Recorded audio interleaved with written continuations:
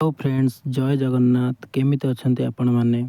आशा करछि समस्ते भलरे थिबे। आज आम आलोचना करिबा ओडिशा होमगार्ड रिक्रुटमेंट 2025 विषय रे।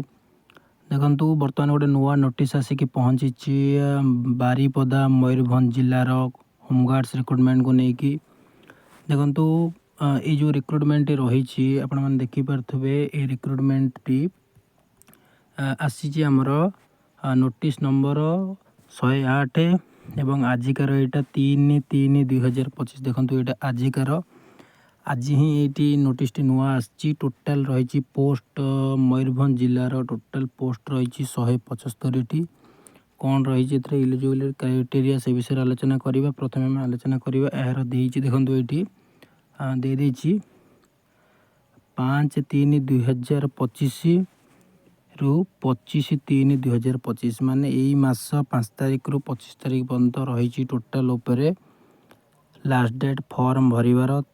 तेणु यथाशीघ्र तुम मैंने निज डॉक्यूमेंट रेडी करके फॉर्म पकाइवाई निश्चित भाव में फॉर्म पकाइवा आवश्यक।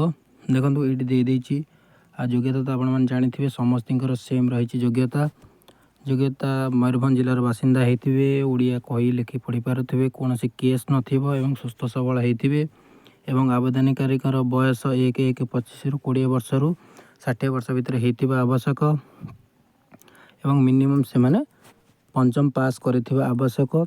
जो पिलामानंकर निश्चित भाव में इलिजिबल होउथबो से माने अप्लाई करवा उचित।